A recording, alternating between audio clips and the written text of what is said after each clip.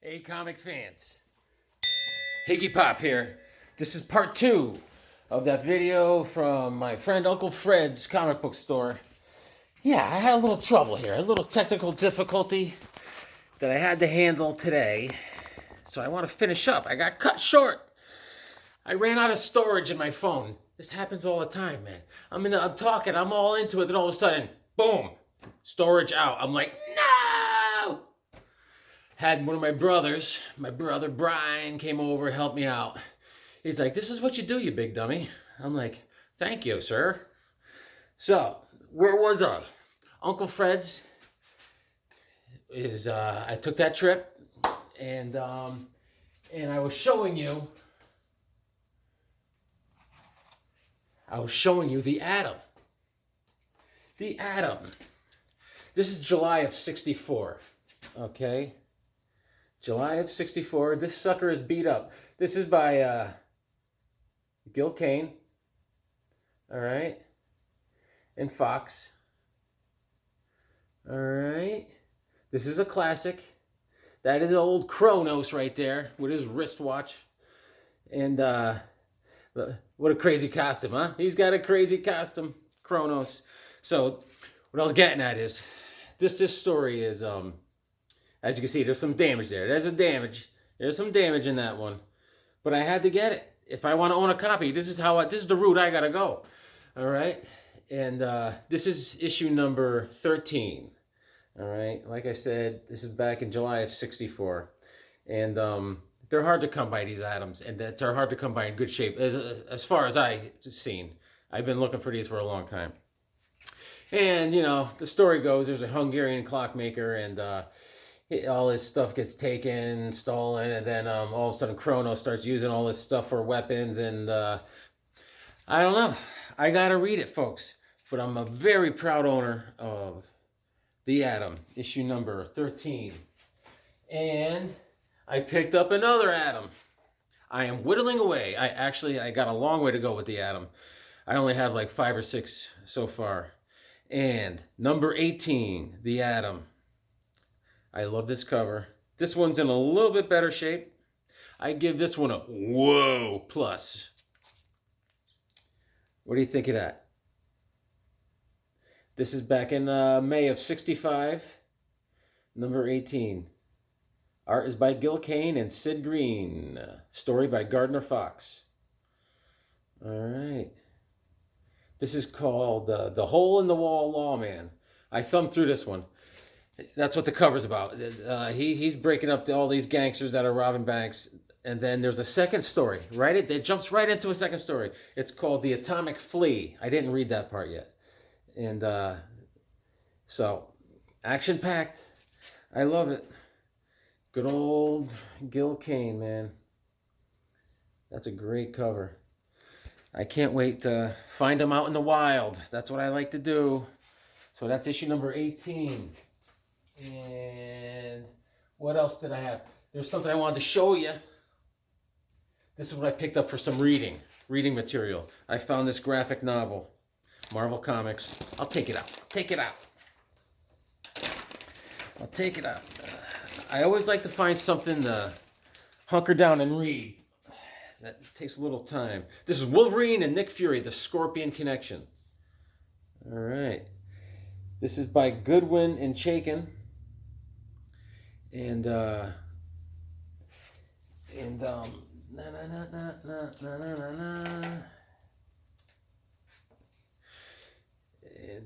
it's great. It's in great shape. And you know, Chaikin was I went over, remember Sword and Sorcery with Fafnir and Grey Mouser. That was his work. And he also did Iron Wolf with Weird Adventures or something, Weird Worlds, and he did a lot of Killraven in that graphic novel also. And this is the back cover. That's how thick it is. And here's the first page right here, baby.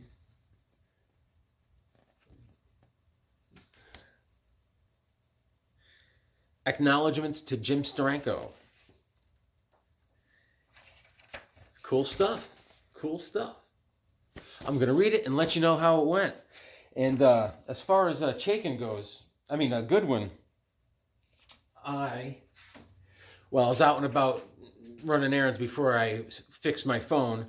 I drove by this pawn shop, and I got some comics there in the past. I just wanted to go there quick. I had 10 minutes. So speaking of Archie Goodwin, he is the writer on this Star Wars comic, Star Wars issue number 11.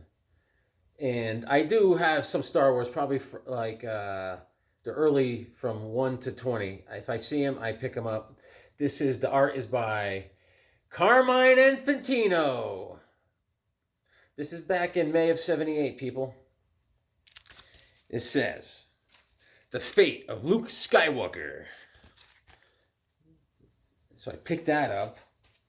And then I picked up another Miss Marvel. Seeing I have 1 and 2, now I have issue number 5. Yes. This is by Chris Claremont, has been writing this. He wrote this with Jim Mooney and Joe Sinnott on the art. And I thumbed through it. I didn't read it yet, but I know she's battling the Vision in this, all right? She's battling the Vision. She's lifting up a giant military truck as the Vision is phasing through it. And there she is battling the Vision. But I also noticed she was having she's going through her past, thinking about past battles, which I can remember in issue number 1, she battled the Scorpion and all that. And I gotta read it, and I can't wait. Here she is ripping a tree up out of its roots. She hates that tree. And I saw this. I'm a big fan of Bane, and I'm a big fan of the Secret Six that came out with Gail Simone wrote. She's a great writer. She did a great job with this as far as writing Bane, the whole Secret Six with Catman and Deadshot. The way those guys became friends, the way she wrote that, it was fantastic. I love that series. If you get a chance, try to read The Secret Six by Gail Simone. And look at that cover. This is by a guy named Dan Lavizzi. He this book came out in 2011. And he's known for, actually he worked for Hasbro and Fox, and he does video game art and movies and that kind of stuff, and he does comic book art. And that cover, me being a Bane fan, because Bane, I love Bane. Not only did he break Batman's back, I love Batman. I cannot say I don't like Batman, but come on, man. He's always such an attitude they write him lately, Can't even talk to the guy. He's always telling Superman, "You're too nice to people, Superman." It's like, Superman should be like, "Listen, I don't come over to your mansion and tell you how to mope around." Come on. I know your parents got shot in front of you as a kid. Very sorry, I get it. But I got 2 words for you, Bruce. Therapy. Jesus. Smile a little bit, Bruce.